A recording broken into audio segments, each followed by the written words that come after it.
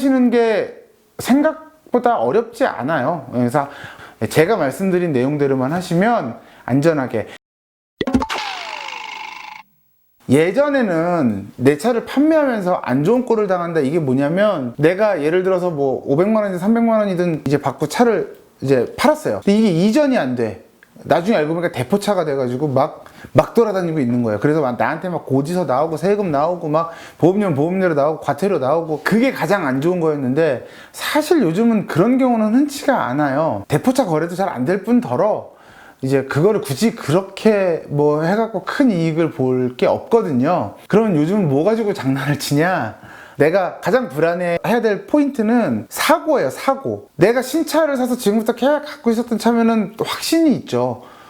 그리고 저희도 매입하러 갔을 때 이게 신조차, 그러니까 바뀐 적이 없는 차면은 그분 말을 거의 신뢰를 해요. 그분이 속이지 않는 한. 그러니까 와이프가 타고 갔다가 몰래 사고 내가지고 그분 차주분 몰래 수리해서 서로 몰랐던 경우, 그게 진실인지 아닌지 모르겠지만 그런 경우는 진짜 열에 하나 뭐 100에 하나 있을까 말까고 대부분 맞아요. 근데 중고차를 사신 분들은 이게 애매하단 말이에요. 그러니까 사고에 대해서 과신하지 마세요. 그러니까 어떤 걸 노리냐면, 그 차는 사고는 있으셨나요? 그럼 사고 없었어요. 무사고차예요? 알겠습니다 라고 해서 가서 사고가 있었을 때 일이 발생하는 거예요. 예를 들어, 이건 실제 예만 제가 들어드리는 거예요. 사고 없어요, 오세요 해서 갔어요.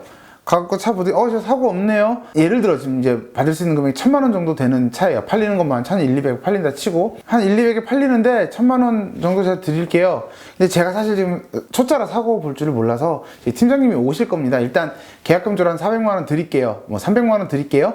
계좌번호 주세요. 하면 이제 계좌번호에다 일단 300만 원 쏜단 말이에요. 그럼 받았죠? 조금 있다가 이제 팀장이 와요. 좀 이렇게 여기 뭐 문신박 뭐 이런 약간 좀 험악한 분이 와가지고 이렇게 쓱 보고 사고 있는데? 라고 하는 거죠. 이 앞에 딜러는 사고 있는 거 알아요. 사고가 있어야 팀장을 부르는 거예요.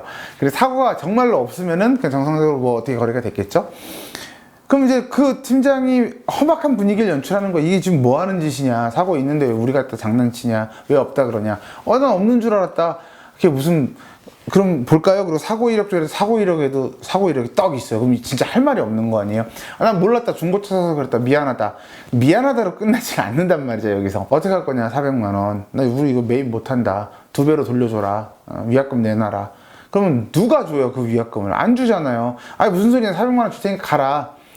이 양반이 지금 장난하나? 지금 내가 여기서 왔다 갔다 한 시간이 얼만데 하면서 말이 안 통하면 이 사람이 경찰을 불러요. 딜러가 경찰을 불러서 이 사람이 나한테 사기를 쳤다, 사고 없다 그래 놓고 불러가지고 보니까 사고가 이렇게 버젓이 있다. 그럼 경찰도 보면 이 사고 이력도 있고 하니까 왜 그러셨어요? 나는 이거 2배 안 주면 못 가. 막 이렇게 난리를 쳐요. 그러면 경찰이 중간에서 일을 하니까 좀 원만하게 해결하세요. 그래 해결을 유도한단 말이죠. 그래서 그 분위기에서 그냥 위약금을 2배로 주느니 400만 원에 차 파세요. 그럼 그분 입장에서는 400만 원을 현금으로 지금 손해를 안 보고 그냥 차로 이렇게 또 그렇게 분위기를 유도해요. 거기서 여러 명이. 어쩔 수 없이 경찰이 있는 데서 이렇게 저희 협의했습니다 하고 그냥 400만 원에 1000만 원짜리 차를 가져가는 거예요. 그러면서 이제 갖고 와갖고 정말 몇백만 원씩 남기고 파는. 그리고 요거는 제가 지금 말씀드린 거는 흔한 경우는 아니고요. 이렇게 악질적인 행위를 하는 사람도 있다를 알려드리는 거고, 조금 흔한 케이스는 사고 있는 거 알고 그냥 와요. 알겠습니다.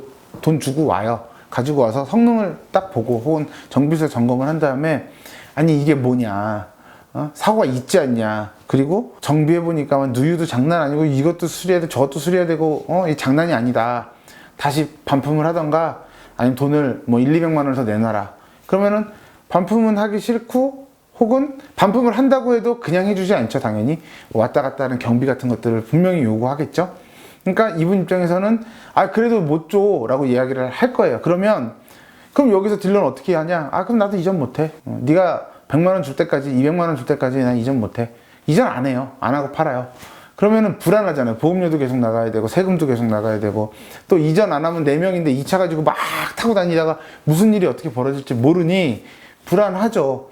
그래서 100만 원이든 200만 원이든 50만 원이든 추가로 더 뜯기는 그런 경우가 발생합니다. 실제로 지금 말씀드리는 경우는 좀 흔한 경우예요. 좀 많아요. 이런 사례는. 그러니까 이런 것들을 주의하시려면 내 차의 사고 내역은 본인이 확실히 안 다음에 이야기를 해야 돼요.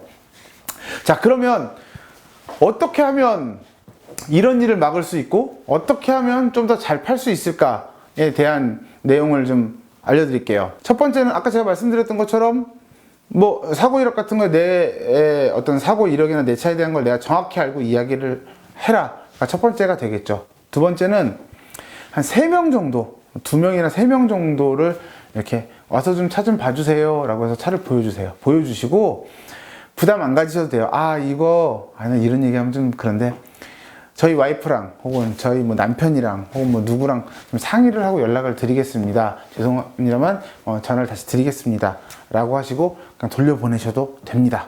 그래서 뭐 출장비를 달라 뭐 한다 그러면은, 그러니까 아예 처음부터 혹시 와서 차 보고 가시는데 거래 안 되면 뭐 출장비 같은 거 안 드려도 되죠? 혹시 드려야 되나요? 물어보고 출장비 주셔야죠 라고 하시면 안 불러도 되고, 처음에 이제 이야기할 때는 그런 거 없습니다 라고 대부분 이야기 하실 거예요. 단도리를 지으시고 딜러를 한 3분 정도를 부르셔서 견적을 내보세요. 1000만원, 뭐 1500만원 뭐 이렇게 불렀던 딜러들도 거의 비슷한 금액을 부를 거예요. 해봐야 50만원 차이 안 나요. 아까도 말씀드렸던 것 같은데 와서 직접 보면 정확한 견적이 나온단 말이에요. 그러면 그 중에 가장 많이 부르신 분한테 혹은 가장 신뢰가 가. 이 친구는 많이 불렀는데 좀 못 믿겠어. 팔에 문신도 있고 뭣도 있고 좀 뭐 반바지에 껄렁껄렁한 것 같고 좀 불안해. 근데 얘가 50만원 더 불렀단 말이야. 그러면 50만원 덜 부른 좀 믿을 만한 분한테 누군가가 50만원을 더 불렀는데 네가 해줄 수 있는 금액이 얼마냐 라고 해서 믿을 수 있는 분한테 조금 손해보시더라도 파시는 게 더 나을 수도 있어요. 근데 이건 제가 뭐 남들보다 20만원 더 받을 수 있는 팁이 아니니까 참고만 하시고, 더 받을 수 있는, 그러니까 가장 깔끔한 방법은 뭐냐면 가장 많이 부르는 친구하고 계약서를 정확하게 쓰시면 돼요. 그래서 계약서를 이렇게 쓰시고 거기에 특약을 하나 거세요. 그래서 이 차는 인수한 시점부터 매수인이 모든 걸 책임진다 라는 문구를 하나 꼭 넣으세요. 이건 뭐냐면 네가 차를 가져갔는데 오일이세, 사고가 있어, 뭐 어디서 무슨 뭐 트렁크가 안 열려, 뭐 어쩌고저쩌고, 이거 다 네 책임이야.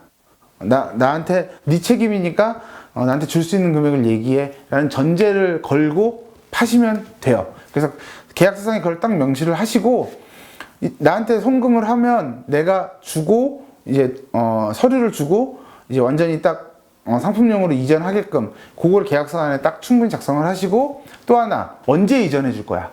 오늘 바로 해줄 거야? 내일까지 돼? 그러면 그 날짜를 정확하게 명시를 하세요. 그래서 이전된 날짜를 명시하고 그 날짜에 이전된 등록증을 꼭 받으셔야 됩니다. 받으셔서 팩스나 뭐 기타 다른 걸로 이제 보험사에 그걸 송부하시면 보험료를 해약하시고 환불 받으실 수 있어요. 그러니까 보험료 환불을 받으시고 이전된 등록증을 딱 가지고 계시면 나중에 이제 세금 처리하는 것도 그 날짜 기준으로 딱 일할 계산해갖고 세금이 나오거든요. 그런 것도 확인하시고, 그래야 가장 깔끔하고 안전하게 내 차를 판매하는 겁니다. 그래서 챙기셔야 될 게 계약서 작성을 하는데 특약사항에 제가 지금 말씀드렸던 내용을 넣어라. 이거 꼭 기억을 하셔야 됩니다. 그리고 끝으로 가지고 가는 딜러의 명함은 꼭 챙기셔야 되고, 계약서를 쓰실 때 그 명함에 기재되어 있는 정보와 일치한지, 이 사람이 종사원증까지 확인하면 좋은데 혹시 뭐 매입하러 온 분한테 종사원증까지 확인하실 필요는 없고요. 그렇게 해서 그 인적사항, 딜러의 인적사항을 확실하게 확보를 하셔라. 그래서 정리를 해드리면 내 차를 판매하는 여러 가지 방법 중에 상사 매입, 그래서 이제 상품용 차량으로 돈을 받고 이전을 해주는 방법을 오늘 제가 알려드렸는데, 첫 번째는 팔기 전에 수리는 하지 마셔라. 얼마 정도의 수리 비용이 나온다만 인지하시고 판매하시면 그 수리 비용보다 적게 감가를 해서 차를 파실 수 있다. 두 번째는 호가를 믿지 말아라. 전화상으로 부르는 금액은 그냥 참고만 하시고 그 호가는 믿지 마셔라. 세 번째는 보험 이력, 사고 이력 조회를 먼저 해보셔라. 그러고 나서 딜러를 부르고, 그러니까 보험 이력을 먼저 조회해라 라는 얘기는 내 차의 사고 이력을 확실하게 알고 딜러를 불러라 라고 이야기할 수 있겠죠. 그리고 끝으로 계약서를 작성할 때 특약사항에 인수 시점부터는 매수인이 책임진다 라는 전제를 꼭 달아라. 그래서 그거를 서로 합의를 한 다음에 돈을 받고 계약을 하셔라. 그래야 딜러도 더 한 번이라도 더 보고 꼼꼼히 보고 본인이 책임. 사실 매입하면서, 그러니까 판매하면서 리스크도 하자지만 매입하면서 리스크도 사실은 예전에는 딜러들이 다 감수했거든요. 저도 펜다 하나 나간 줄 알았는데 하우스 나간 차도 있었고 그거 고스란히 제가 감당하고 했었는데 지금은 이제 그런 걸 가지고 이제 소비자들한테도 계속 딜러들이 전가를 시키니까 그런 것들을 좀 방어하시고 차를 팔아라. 판매하시는 게 생각보다 어렵지 않아요. 그래서 부담 갖지 마시고 딜러 한 3-4명 부르셔가지고 제가 말씀드린 내용대로만 하시면 안전하게 여러 이제 경매처럼 이렇게 뭐 KB 차차차도 그렇고 헤이딜러도 그렇고 딜러들이 견적을 막 내주는 온라인 상의 어플이나 사이트들이 많잖아요. 그들이 욕먹는 게 뭐냐면 거기다가는 견적 1200 불러놓고 와가지고는 이거 저거 하고 800에 가져가고 900에 가져가고 그게 가장 큰 문제였거든요. 그냥 부르세요. 면대면으로 온라인으로 해결하려고 하지 마시고 또 그리고 무서워하지도 마시고 다 이렇게 한 2-3명 정도 부르셔가지고 제가 드린 말씀대로 차량을 잘 파시기 바라겠습니다. 오늘 여기까지 하겠습니다.